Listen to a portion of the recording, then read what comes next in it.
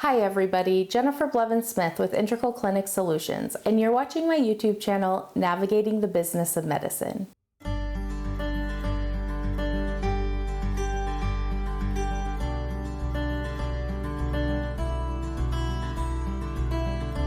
Today I want to talk about outsourcing different services for your practice. Specifically, I want to talk about outsourcing any kind of operations type tasks such as credentialing and billing. These are the two most common areas or departments, if you will, that practices, providers will decide to hire an outside company to assist with these operations. There are plus sides and minuses to doing this, and I just want to kind of mention some of the few of the positives and the few of the negatives so that it's all out there and that you can make the best educated decision for you.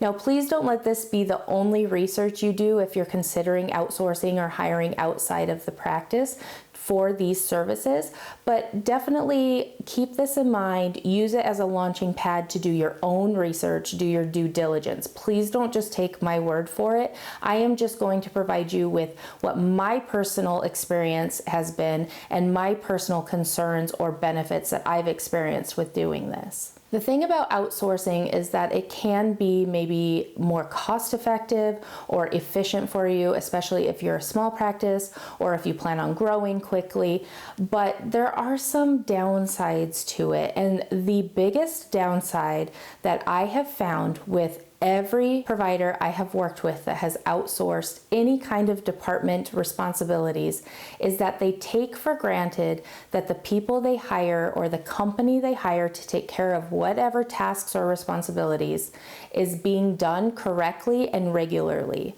They don't check up on them. There's no checks and balances system. There's no involvement. They just kind of sign a contract, tell them what they need to do some kind of training, educate them, and they're done with them.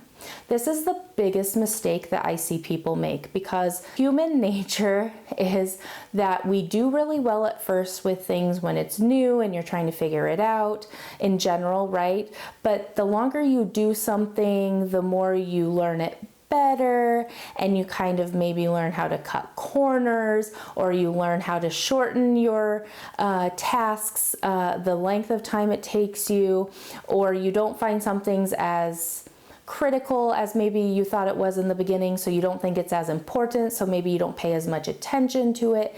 And it's just kind of human nature that a lot of people kind of slack off. And if you have nobody there looking over you, checking on you, making sure that you aren't slacking off and that you're being held to a certain expectation, then you're probably going to do it even more. So if these people at these companies or these people you hire, independent contractors or whatever, don't think or catch on that you're not as involved, and maybe it's not that you mean to, maybe it's a subconscious thing because you're so busy and preoccupied trying to treat patients and run other parts of the business and deal with staff issues, and you have your home life and your personal life. It just kind of gets hard to juggle everything. And so there's always good intentions, but sometimes we kind of let things fall because it's too hard to keep up with everything. So my suggestion is, if you're going to outsource or hire someone outside of the company, then you should really have a checks and balances where you are having regular meetings, you yourself have created, or for your manager to create, certain checkpoints and key performance indicators for them to make sure that things are going well, maybe doing random audits, random checks on things that they're in charge of to make sure that they look the way they should be, and just, really being involved instead of just taking for granted that you hired someone and you're going to get the service you pay for. Because unfortunately, I have seen it over and over again that isn't the case.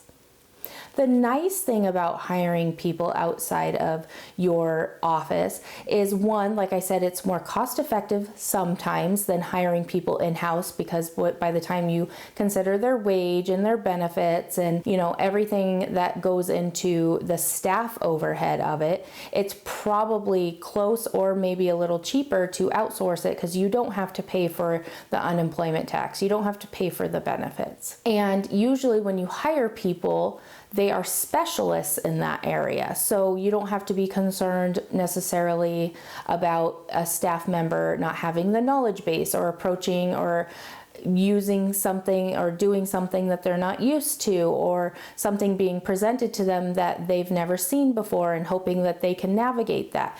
You usually hire this other company or these people because they're specialists and they'll understand, if even if they've never experienced it or seen it, they know it well enough to find the answers for you and find it quicker. So, that's the benefit to that. The other benefit to hiring out is that you don't have to hire as much staff, so there's kind of less chaos going on in the office.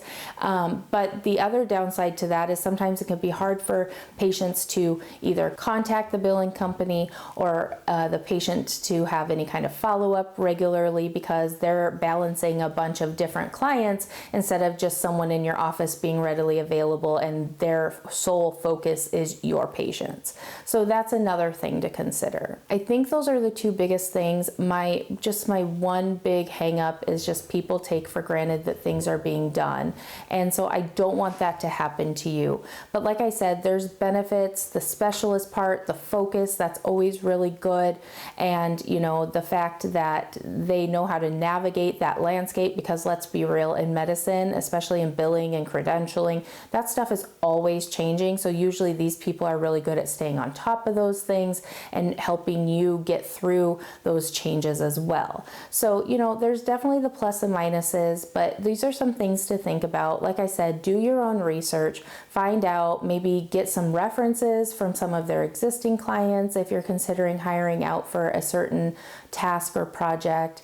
Make sure that you're checking their credentials and that they are, certified if they say they're certified through a certain group. Just making sure that you're not taking for granted what they're telling you, that you do your follow-up and check on all of that before you sign any contracts. And also have expectations for them, make sure that you come to them and say, okay, if you're going to be creating portal logins to payers, I want to be the administrator on them and I will create you as a user, so that if you ever don't use them in the future or you choose to go another way, you still have access to all of that because you're the administrator of the accounts. I would not allow them to be administrators on the accounts because that would be really messy and it can be really difficult to switch over. So, it's those certain things, and hopefully they'll be very open with you and they'll communicate with you. Bring your manager into this situation or someone else in the office who maybe has more operational experience that can help you with all of this.